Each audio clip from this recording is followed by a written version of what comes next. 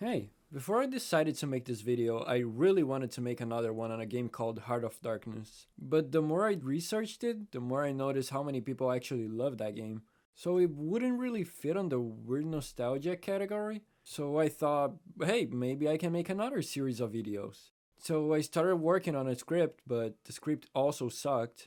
So here we are. I don't know, I just thought someone would like to know. So, shovelware is a category to define old games that have been developed with a low budget, without care, with terrible programming, and /or/, possibly full of glitches or bugs. Games like Wii Ski, Gallop and Ride, Hamster Heroes, and one you might know, Life of Black Tiger. Yeah, thanks for the quality control, guys. Now I can use my money to buy Red Ball Escape Adventure and Hunt Ducks 2. But if you've been around long enough, you've definitely played some of those. Resident Evil Survivor, Wreck-It Ralph, Shrek, Cory in the House. Why are so many of these games on Nintendo consoles? When I was a kid, I had a lot of games that I could get for cheaper. My family didn't have too much money, so I had to stick with crappy games for a good portion of my childhood, unless someone would just lend me actual games. But after some time, I could actually get some good games for a cheaper price. Don't ask me how, I'll let you use your imagination for that one. I was 13 when I was finally introduced to South Park. I went to a friend's house to play his PS2, and we always stopped to watch every time it was on TV. One day I got there and he was extremely hyped to show me this new game he got. It was South Park Raleigh for the PS1 to play on his PS2. Kids are dumb. And apparently so are adults, cause this is the game we're talking about today. So, South Park Raleigh was released on January of the year 2000. Way to start a millennium, guys. And it's a kart racer published by Acclaim. But now, do you have any idea how many games Acclaim published in the year 2000? 29. 29 games in 1 year. That's 2.41 games a month. 0.34 games a week. I had to go to a website where there was a girl on the bottom like this. Hey little lady, what are you doing in my route? Oh, and then after downloading it, the game didn't run. So I had to go to another shady website and get the PS1 version. But again, I don't think Acclaim is gonna be mad at that. They can be mad after making this. I'm going down south, I'm gonna have myself a time.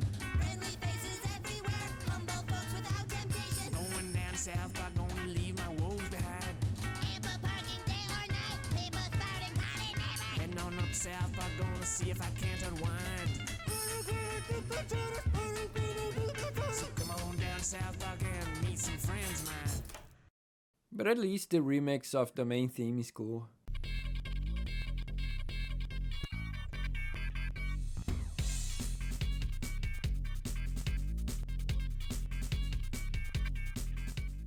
But then we get to the most feared part of shovelware, the sound effects. I don't know why I didn't expect this. Funny. I mean, farts, right? That should be something that the player will hear every time he does anything in this game. At first, you have 8 characters to choose from, and here's a list of the unlockables, and you'll see the characters on the screen right now. You're seeing it right now. There's a lot of characters, I gotta give them that, but they all play the same as expected. I didn't test every single one of them, but at least I can tell the voice lines for the ones I've tried change. Even though they sound like this.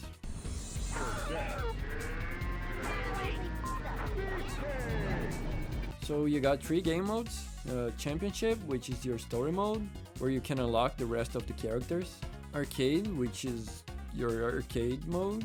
You just pick a track and do a single race. And 2 players, which is kinda self-explanatory. So I went for championship and got greeted by the mayor explaining how the race works. Citizens of South Park, welcome to Rally. In case you're new to Rally Days, I'll also be explaining the rules for each race, so pay attention. But I will take a step back and ask, what is going on here? The style of racing is something that always struck to me as ahead of its time.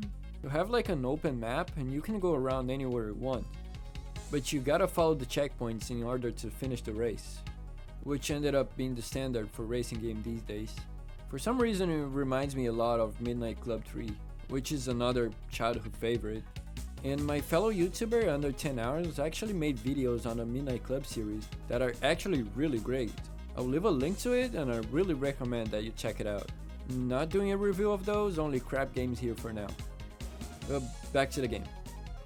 Now really, I don't usually complain about this, but god, are these controls delayed. The cars are extremely floaty. And to be honest, this works just fine in games like Toy Story Racer. But here, mixed with the delay controls, it's very bad. It really feels like you're fighting the controls more than the other races in the game. And when you slow it down, it only seems to make it worse. So many races lost because of this. It's bad. It's really bad. As I said before, this is a kart racer, so of course you got your power-ups. And I'm not gonna go through each one of them because like last time it's gonna be boring for me and probably for you too. But you got 5 colors of boxes to pick up, and each box can give you one of 4 different power-ups, going for a total of 21 power-ups, counting the extra ones.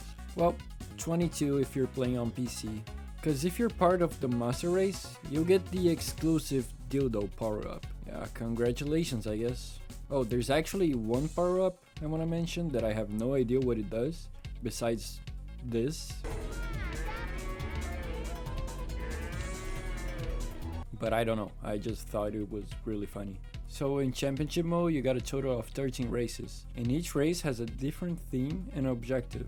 Some of them are Valentine's Day, Read a Book Day, Memorial Day, Halloween Day, Cow Days, and etc. The objectives can vary from checkpoint race to pick 20 chickens and deliver them, pick 20 candies and deliver them, pick a ray gun and hold it for longer than the other racers, and of course my favorite, grab 20 turkeys and deliver them. Not because the game mode is fun, but because they make this sound.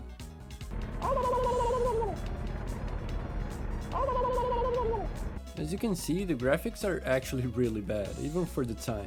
Texture warping in this game is horrendous, and the render distance is very low. You'll see things popping up in front of you most of the time. The frame rate was honestly giving me headaches during this whole playthrough. I saw some more gameplay of the other versions of the game, and the PC version of course seems to run way better and fix the render distance problem. Oh, and there's actually a Dreamcast version, if anyone still has a Dreamcast, and it actually looks pretty close to the PC version.